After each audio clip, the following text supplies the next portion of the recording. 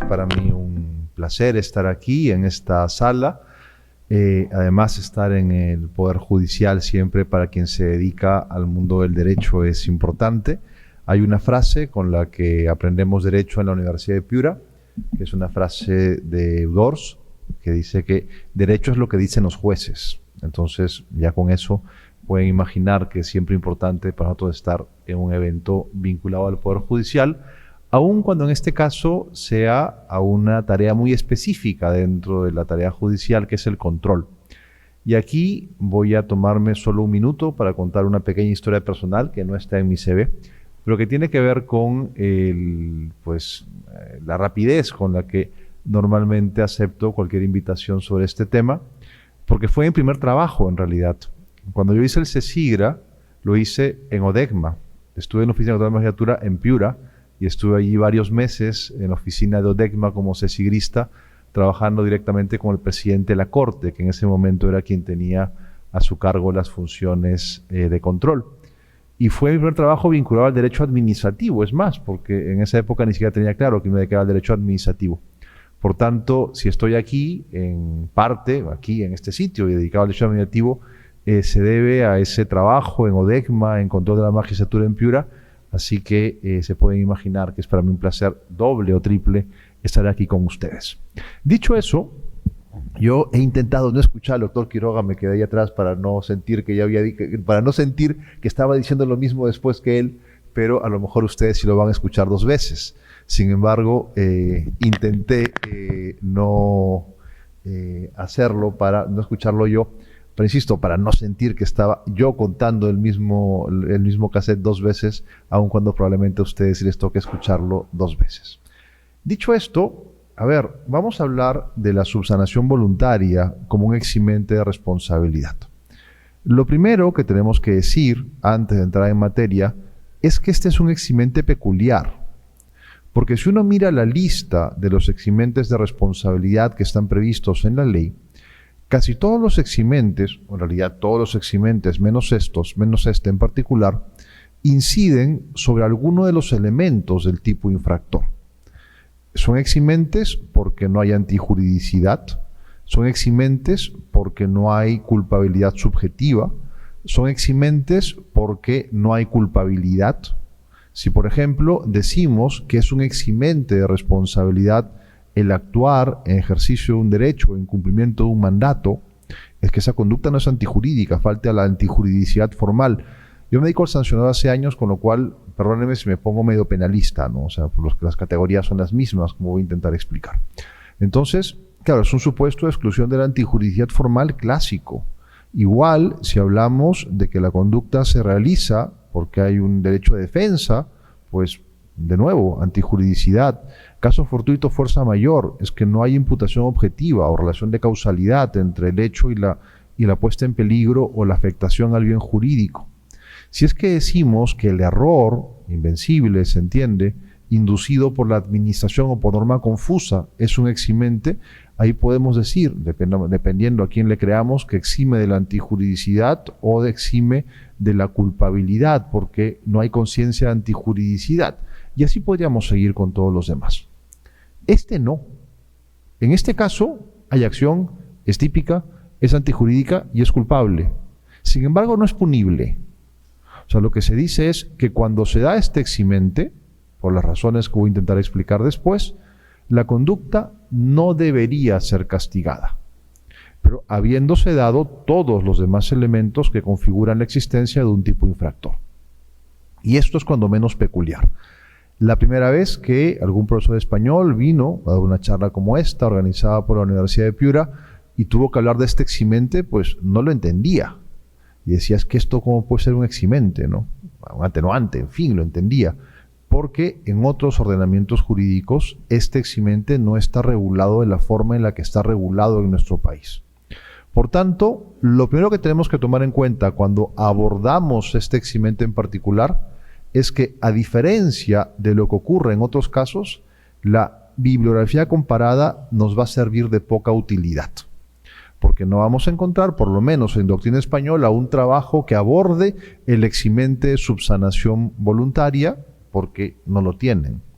Ese es un tema que tenemos que abordar desde la perspectiva peruana, a partir de nuestro ordenamiento jurídico, de sus características, y a partir de eso intentar encontrar la correcta interpretación de este eximente.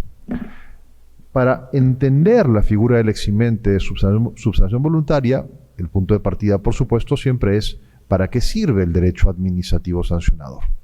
Hablamos de la potestad de la administración, incluso de la administración del Poder Judicial, en este caso materializada en la Autoridad Nacional de Control, para castigar conductas que hayan sido previstas como infracciones. Entonces, hay aquí dos elementos que son inescindibles en el concepto. En primer lugar, es un castigo, y en segundo lugar, es un castigo impuesto por una administración pública. Ustedes, en este caso, aunque estén integrados dentro de la estructura del Poder Judicial, cuando actúan como jueces de control, están ejerciendo una potestad administrativa, no jurisdiccional, no judicial. O sea, no es que estén resolviendo una controversia entre dos particulares como valor de cosa juzgada, que sería lo típico en la decisión propiamente judicial.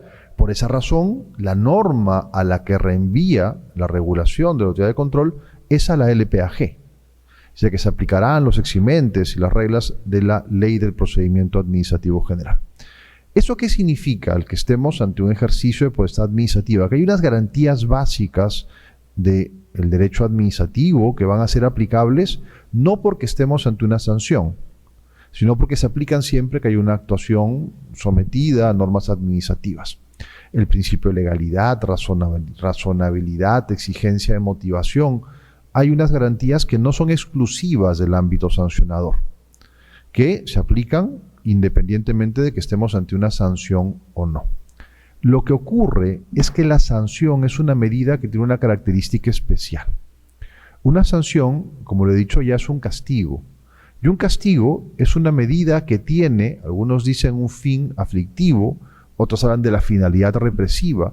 Rebollo habla de la finalidad retributiva, poniendo énfasis en que tiene que haber una infracción previa que se retribuye.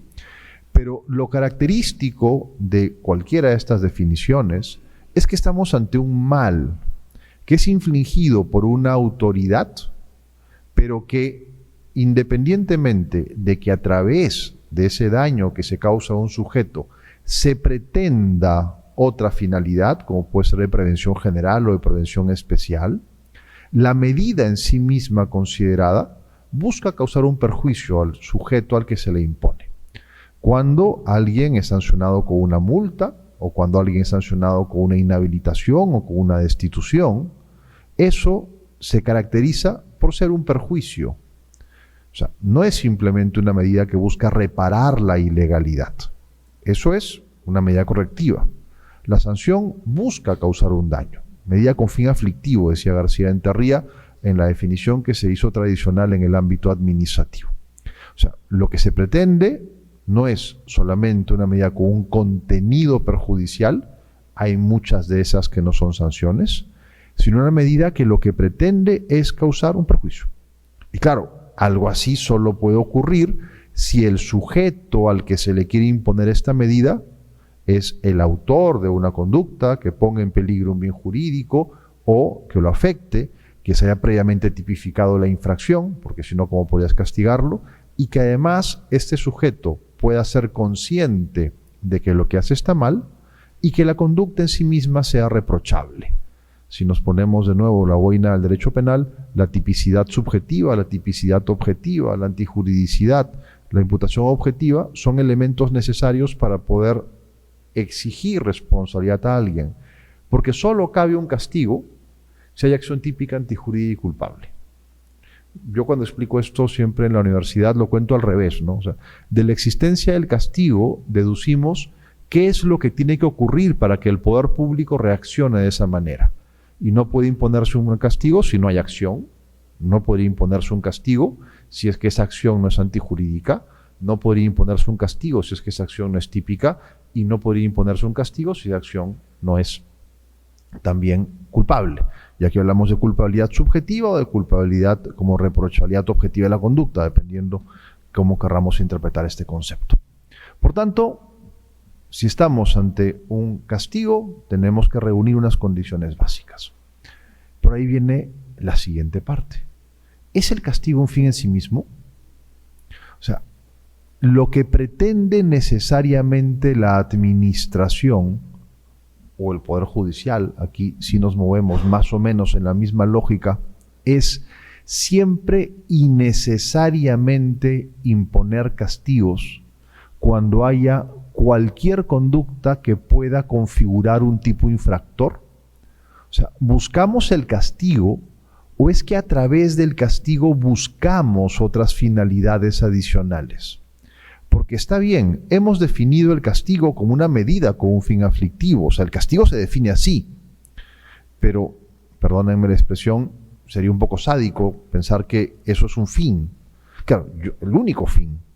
O sea, yo, efectivamente, si mando a alguien a la cárcel 25 años porque ha matado, es que lo estoy castigando. O sea, vamos a ver, el fin de esa medida es que, vamos a ver, que sufra por lo que ha hecho, o sea, ¿para qué vamos a mentirnos? Pero ese castigo también tiene otras finalidades.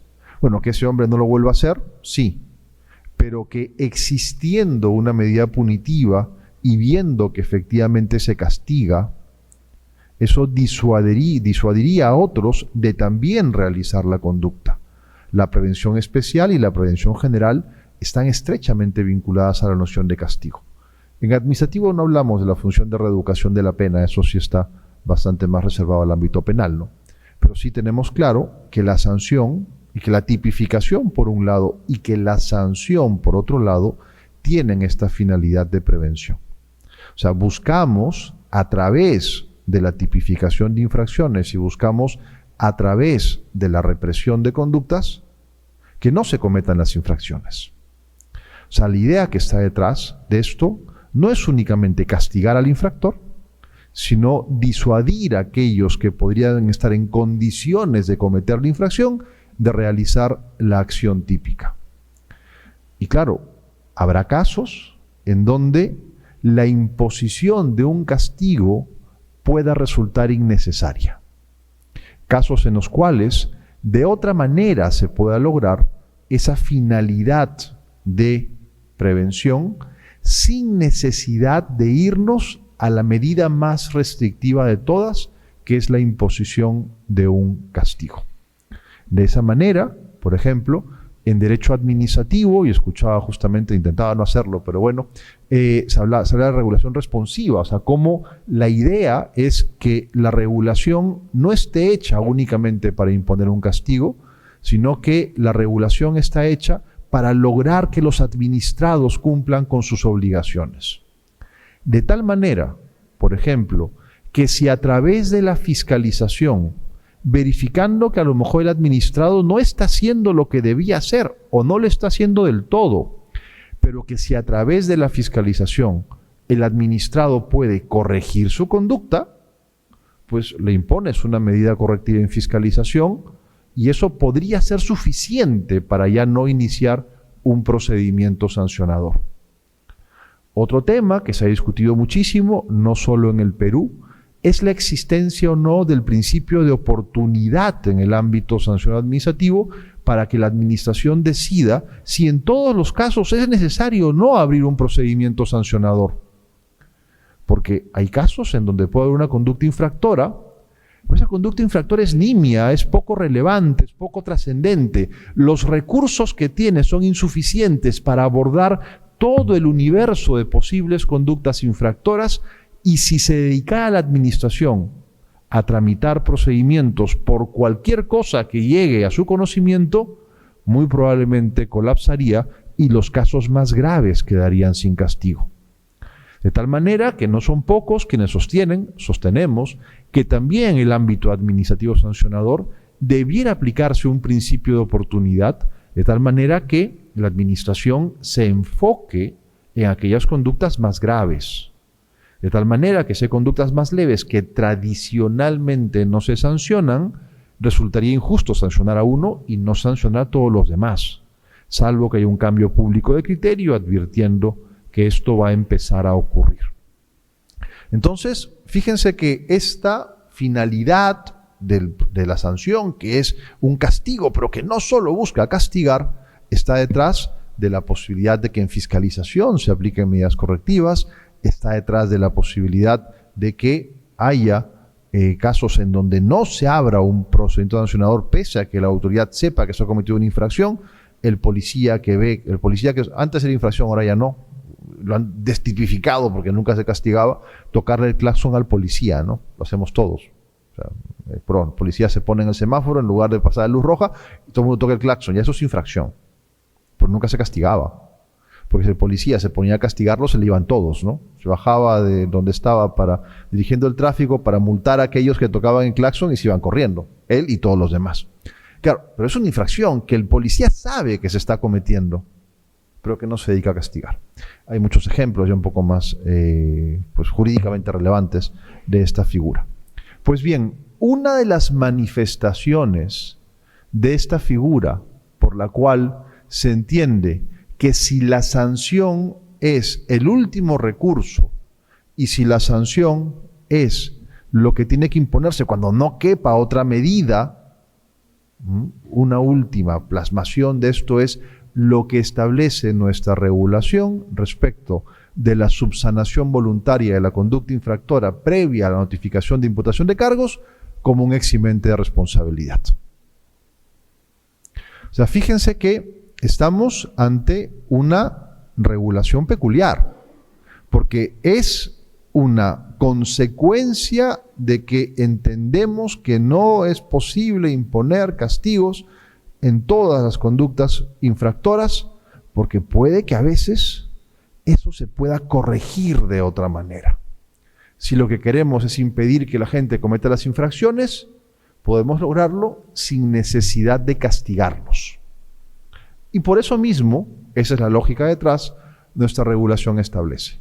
Si el infractor, porque aquí hay un sujeto que ha cometido una infracción, subsana la conducta infractora antes de la notificación de cargos, vamos a ver que hay un problema ahí en nuestra regulación, pero bueno, este infractor no debiera ser sancionado. Pero este eximente en nuestro ordenamiento jurídico tiene 3 elementos. El primer elemento es que la subsanación tiene que producirse antes de la notificación de la imputación de cargos. ¿Qué sucede si el sujeto corrige la conducta infractora después de la notificación de la imputación de cargos? Bien por él. Podrá tener un atenuante, pero ya la norma no contempla esto como un eximente. O sea, lo que se establece es que esto es un atenuante, que el eximente, requiere que esta subsanación voluntaria sea antes de la notificación de la imputación de cargos. Este es, de los 3 elementos del eximente, el único que es objetivo. Sabemos exactamente la fecha en la que se produce la notificación de la imputación de cargos. Pero los otros 2 elementos no son tan fáciles, porque se requiere que sea voluntaria y se requiere que haya una subsanación de la conducta infractora. Y aquí lo que tenemos que plantearnos es ¿qué significa voluntaria? Porque ha habido un debate en nuestro ordenamiento jurídico respecto de cuándo una subsanación deja de ser voluntaria. Escuché que lo planteaban también.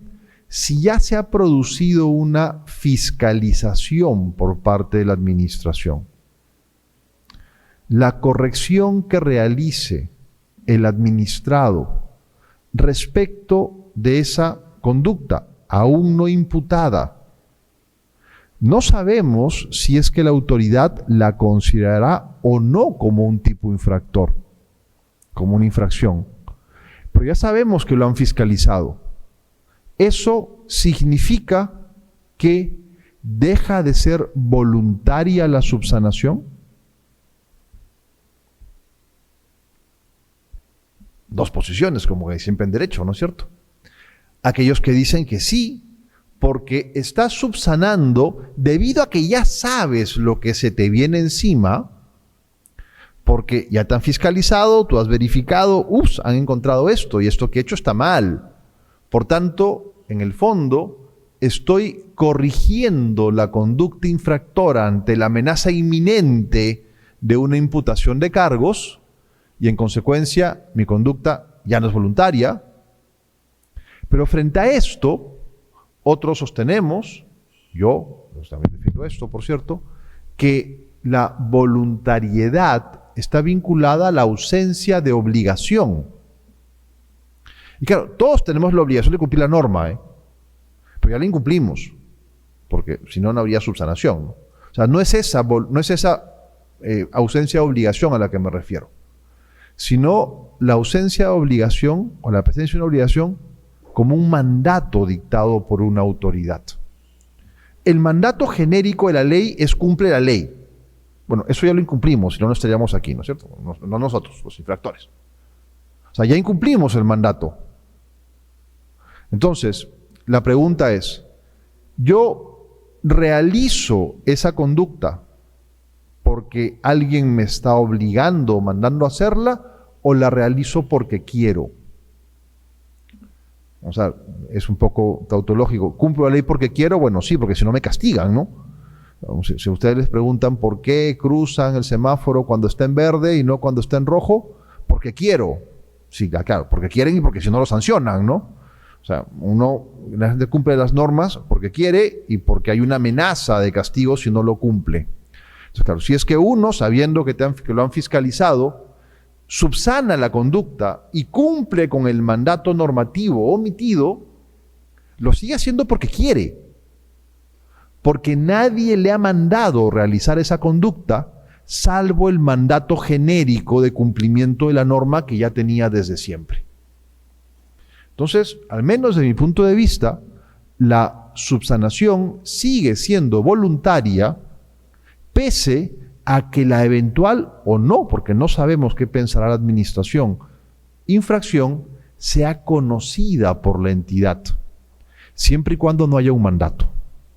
Pero imaginemos que como consecuencia de esa fiscalización se impone una medida correctiva en fiscalización. Le dicen, cesa o haz esto que no lo habías hecho antes. Ahí ya tienes un mandato de la autoridad. Cuando realizas esa conducta, la estás realizando sí en cumplimiento de la norma, pero también en cumplimiento de un mandato establecido por la autoridad competente. Y allí, por mucho que subsanes, por mucho que lo hagas antes de la notificación de la imputación de cargos, esto ya no es voluntario. Entonces, primer elemento, fácil. Antes de imputación de cargos, objetivo. Luego, todo lo que pase después, atenuante, ya no eximente. Segundo elemento, voluntario, más debatible. ¿Por qué? Porque sigue siendo voluntario lo que yo hago sin que me lo ordenen, pese a que la voluntariedad sea por la posible consecuencia negativa que debo afrontar. Vamos a poner un ejemplo aquí, por rango generacional, supongo que todos estaremos casados o tendremos hijos, pero estaremos casados, tenemos alguna pareja, y claro, si uno llega temprano a su casa, un día que tiene que llegar temprano a su casa, lo hace voluntariamente. Sí, claro, porque no quieres la consecuencia, ¿no? Entonces es voluntario, pero porque tampoco quieres enfrentar la consecuencia negativa que vendría del incumplimiento de la obligación. Sobre todo si ya te advirtieron, a la próxima ya verás. Entonces, claro, cuando hablamos del cumplimiento voluntario, es un cumplimiento que no viene de una imposición, de un mandato impuesto por una autoridad competente. Pero no es este el elemento que genera especial discusión, es el tercero, subsanación. ¿Por qué? Porque la norma habla de la subsanación de la conducta infractora, la conducta que constituye infracción, y la gran cuestión es, esta foto es publicidad engañosa, perdónenme, han pasado años de eso, esa subsanación, nadie nos dice qué es. ¿Qué cosa es subsanar? ¿Cuándo subsano? Porque el gran debate que se ha dado aquí ¿es todo subsanable? o existen algunas acciones que por su naturaleza no son subsanables. ¿Por qué? Porque una cuestión que tenemos que tomar en cuenta, esto sí es bien importante, es que esto está en la ley. Este eximente está en la ley. Y lo que no puede hacer la norma reglamentaria es ir en contra del eximente legal. Si se dedujera de la ley que toda conducta es subsanable, un reglamento no podría decir estas no son subsanables, porque está yendo en contra de la ley. O, siguiendo con el ejemplo que se planteaba antes, ¿podría el reglamento decir que solamente son subsanables las acciones leves? Si la ley no dice que las leves, las graves o las muy graves sean subsanables o no, ¿le correspondería esto al reglamento? Vamos a llegar a eso. Entonces, lo primero es que la ley habla de la subsanación. Y a partir de eso se han planteado dos posiciones. Además, una muy maximalista y la otra, yo entiendo, bastante más moderada. La primera es, la ley no distingue. Y donde la ley no distingue, ni las autoridades, al aplicar las normas, ni los reglamentos podrían distinguir. Así que, si la norma habla de la subsanación de la conducta infractora, todo es subsanable. Basta con que corrija la conducta infractora. ¿Y qué sería corregir? Pues dejar de hacerlo. O hacer lo que yo estaba obligado a hacer y que no hice. Porque habrá infracciones por acción y por omisión. Si mi infracción es una acción por omisión, yo hago lo que omití y ya corregí. Si mi infracción es una conducta de acción, borro la acción, dejo de cometer la acción, ceso si es permanente o no lo vuelvo a hacer si es que es continuada y ya corregí. Esa sería una posición de máximos, ¿no? Todo es subsanable. Generalmente a quienes defienden esto, yo les suelo hacer una pregunta muy simple, no del ámbito administrativo, sino del ámbito penal. O sea, imaginemos una norma parecida en el ámbito penal y les preguntaría, ¿cómo subsanas el homicidio? Salvo que uno sea Cristo y, bueno, Lázaro, levántate y anda, no se puede, ¿no? O sea, no puede subsanar una conducta como esa. Y en el derecho administrativo, evidentemente no hay homicidios, no se sanciona el homicidio, porque el bien jurídico vida, en su afectación de ese tipo, se protege en la vía penal, pero también podríamos encontrar casos en donde, pues, las consecuencias de una acción no puedan ser corregidas de manera alguna.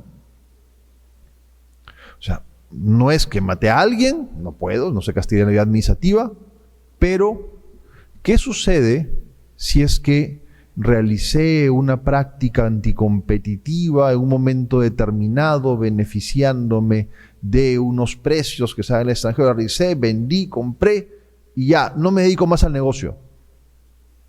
¿Cómo lo corrijo? O sea, vamos a ver que podría eventualmente, en algunos casos, porque yo tengo mi teoría, que no es que me hagan caso, cuando sí se puede corregir y cuando no, pero habría que renunciar a esta, creo yo, posición de máximos.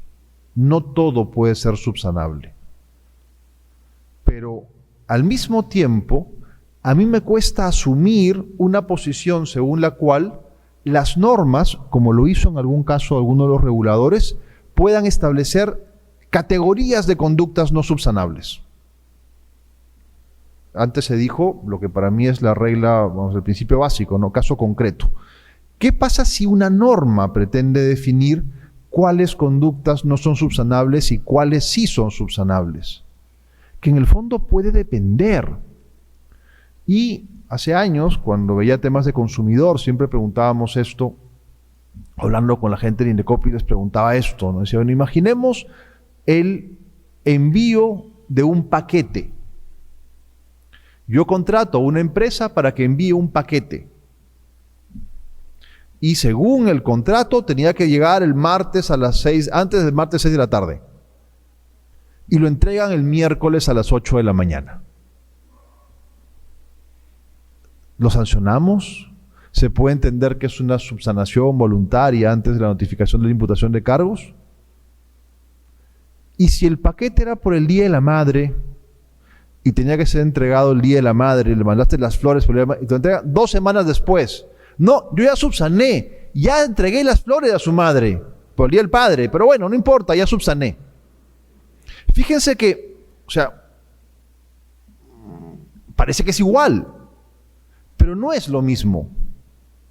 Es decir, nunca son subsanables infracciones que en un momento instantáneo.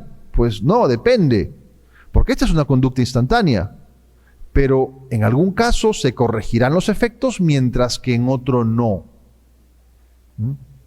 Sin que esto pueda servir como una regla general, creo que tenemos que diferenciar de las infracciones que son castigadas porque generan un daño, de aquellas que son de peligro. Y las de peligro pueden ser concreto o abstracto, y las de abstracto hipotético, peligro, concreto y abstracto. Entonces, cuando estemos ante una sanción que se castiga por sus resultados, podríamos entender que la subsanación de la conducta infractora debiera conllevar, hay quien dice que no, que la norma no dice esto, pero sí, yo creo que sí, debiera conllevar de alguna manera, no siempre, hay que ver el caso concreto, corregir los resultados. Porque te están castigando por el resultado dañoso, el elemento del tipo, lo que justifica el castigo es que has ocasionado un resultado típico. Entonces, que subsano la conducta y el resultado permanece, ¿eso es una subsanación? Bueno, habría que corregirlo. Si el resultado puede ser corregido o enmendado, podríamos admitir una subsanación de ese tipo de infracciones. Después, ¿y las de peligro? Pues depende. Habrá casos en que una infracción de peligro abstracto difícilmente sea subsanable porque te castigan porque has puesto en peligro un bien jurídico. Con tu conducta en sí misma considerada es idónea para afectar un bien, para poner en peligro un bien jurídico, no importa que lo haya puesto en peligro realmente. Pero también podemos imaginarnos casos en una conducta de peligro abstracto pueda ser materia de subsanación, en materia ambiental. Vamos a ver ahora un caso. Si es que no generó el peligro, o si es que se obtuvo algún título que permitía entender que ese peligro realmente no se produjo, no se ocasionó. Hay gente que también dice, las instantáneas no son materia de subsanación. ¿Y por qué? Una infracción instantánea puede ser corregida si los efectos se corrigen, o si se castigaba por peligro y nunca generó el peligro, y bueno, hago lo que tengo que hacer para evitar que esto sea perjudicial. Si yo presento tarde una documentación a una autoridad, y hay quien dice, eso no es subsanable porque ya has impedido que la autoridad lleve a cabo su función de supervisión. Ya, pero de repente tarda al día siguiente. ¿Cómo eso no va a ser una subsanación? Otra cosa es que lo presente 3 meses después cuando pasó la fiscalización.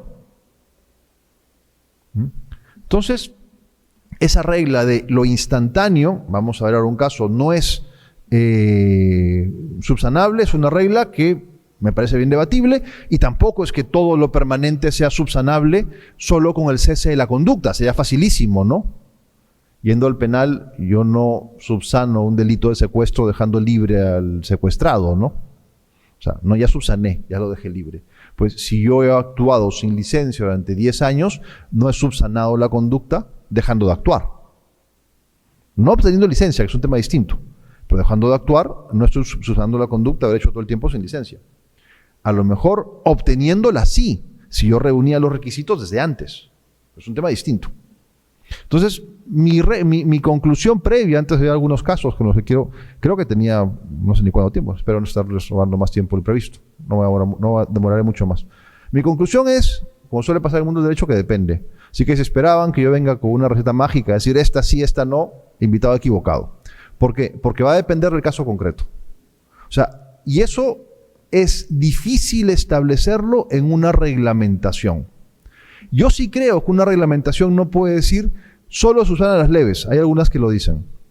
Porque de lo que depende la subsanabilidad no es de que sea leve, grave o muy grave. Depende de la naturaleza de la conducta infractora. Es verdad que tiene poco sentido que una muy grave sea subsanable, pero no porque las muy graves no sean subsanables, sino porque normalmente se califica como muy grave algo que no puedo subsanar. O sea, pero fíjense, no es que no sea subsanable porque sea muy grave, sino que al ser muy grave normalmente no es subsanable. No es que no hay una correlación entre automática y eso. Yo con que la tipifique muy grave es que no es subsanable. No, es que tendría sentido tipificar solamente como muy graves aquellas conductas que no sean subsanables. Pero bueno, entonces, ¿qué ha dicho la jurisprudencia? Voy a traerles 2 casaciones, hay más. Pero hay 2 que se han discutido mucho este año. No sé si voy a sonar repetitivo o no, pero hay 2 que son bien interesantes. Sobre todo por lo que dicen y más aún por lo que no dicen. La casación 45972-2022. Esta casación se refiere a la no presentación de una información por parte de una entidad a la administración. Y fíjense que lo que hizo fue no cumplir con el plazo para reportar 8 casos de recuperos según un procedimiento. Es la devolución del monto indebidamente pagado cuando había un corte de luz. Pero no es que no lo devolviera. No presentó la información de que lo había devuelto. ¿Ya?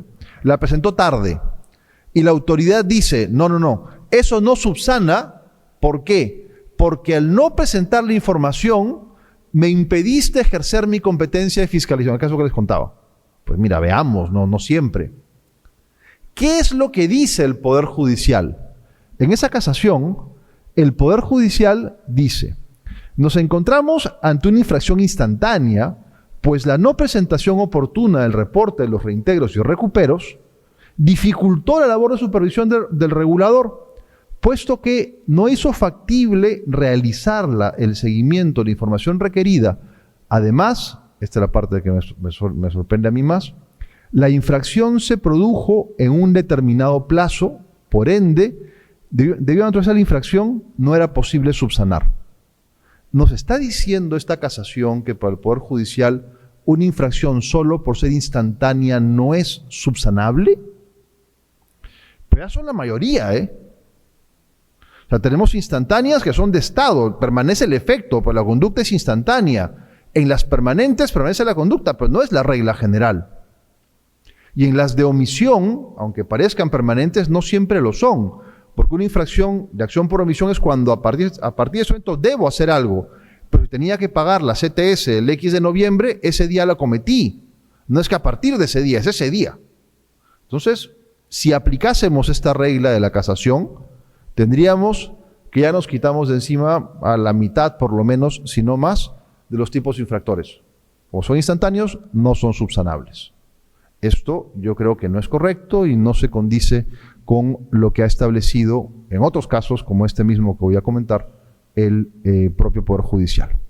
Tenemos la casación 36926-2022, mismo año de casación, ambas son de este año las resoluciones. 36926-2022.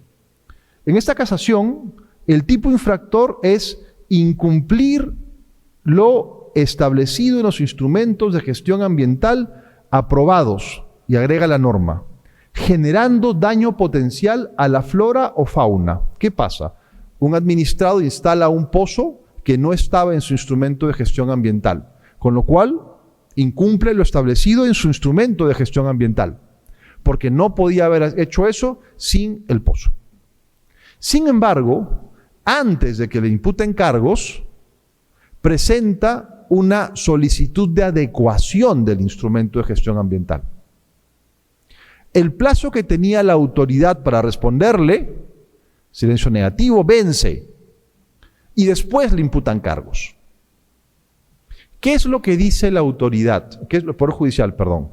Dice, a ver, es previa a la imputación porque si bien la respuesta fue posterior, la solicitud fue anterior.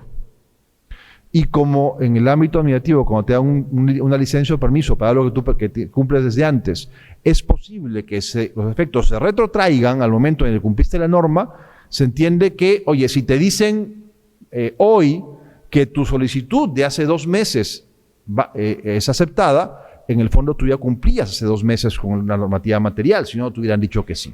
Entonces aquí la Corte dice, oye, no me importa que el permiso fuera posterior, basta con que lo hayas pedido antes. Pero lo interesante no es esto, sí es interesante. Lo interesante es que la norma dice, la sentencia dice, y como obtuviste el permiso, eso significa que en el fondo tu conducta no generaba daño, riesgo de daño. Porque si hubiera generado riesgo de daño, no te hubieran dado el permiso. O sea, lo que dice el Poder Judicial es, el tipo infractor exige la generación de daño potencial. Daño potencial, aquí va en contra de lo que dice OEFA, dice que daño potencial es cualquier incumplimiento normativo porque si incumple la norma generas un potencial daño. Pero aquí lo que dice el Poder Judicial es no. Aquí la norma exige la generación de daño potencial para que se configure la infracción. Y como te han regularizado el permiso, eso significa que para la autoridad no generabas daño potencial, porque si no, ¿por qué te lo van a dar? Y entiende que se ha subsanado la conducta infractora. Y aquí todo el mundo aplaudió, bien, aquí se dijo que se subsanaba. Pero aquí hay un problema. No está abriendo la puerta para decir que no se subsanará si no se corrige el riesgo o el daño, que es lo que yo creo, pero bueno. O sea, esta sentencia admite una subsanación voluntaria, pero la admite en la medida que el título habilitante otorgado elimina el riesgo potencial o el peligro generado. La defensa nunca generó peligro. Pero leyendo la contrario sensu, si no estuviéramos ante un tipo que exija esto, sino que el tipo fuera únicamente el incumplido establecido en tu plan, o si no corriges el daño, o si el tipo es de consecuencia, de resultado, y no corriges el resultado, no habría subsanación. Entonces, esta sentencia, con la que termino, es interesante, no solo por lo que dice, sino por lo que da a entender. Hay más sentencias, hay algunas ya creo que menos interesantes, pero estas dos son las que han generado más debate entre los que nos dedicamos a esto del administrativo y quería compartirlas con ustedes. Y dicho eso, no sé si me he pasado, creo que sí, espero que no, y espero no haberlos aburrido. Gracias a todos.